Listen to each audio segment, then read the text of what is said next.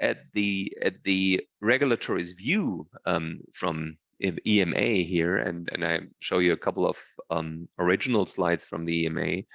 Post-authorization is still seen specifically with phase 4 studies from the medicine development process as something, as a domain of the regulatory. So they are still around, they're not out.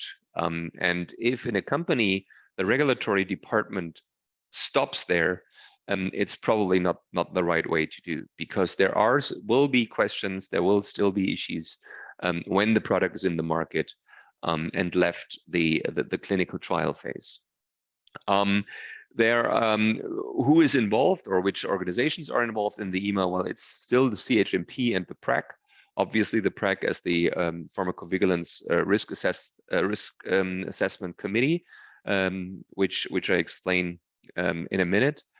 And so there are a couple of elements and topics that are important in the post-authorization phase.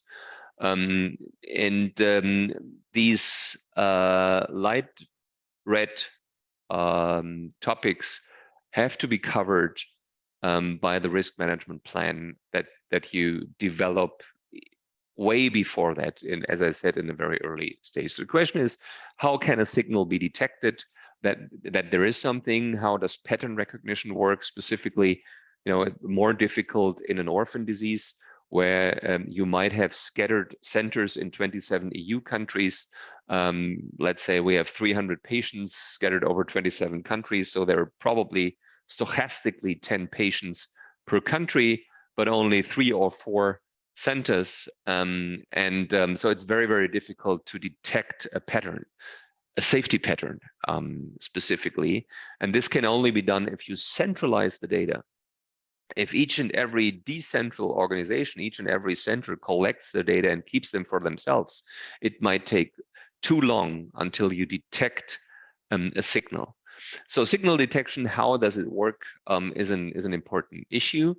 This would lead to a re-evaluation of benefit risk, because when the CHMP opinion comes, that's the point in time, and it's just the point, it's the end of a phase that the ratio between benefit and risks are evaluated, and they crystallize in a CHMP decision.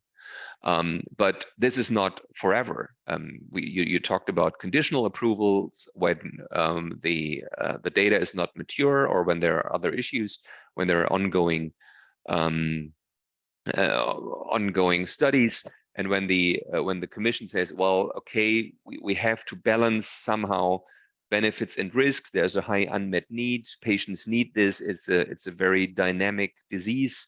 So we need to treat as soon as possible, as soon as something is available. The pharmaceutical manufacturer might have started conditional approval programs, for instance, with named patient programs. They say, okay, there is some risk. We have some questions, but we think that the benefits outweigh the risks. However, with more and more data and with more and more real-world situations, this ratio might get readjusted, and this is an important part. Therefore, also the safety update reports will have to be assessed. If the manufacturer is obliged to hand them in and to report whatever pops up there, and we'll see who is involved.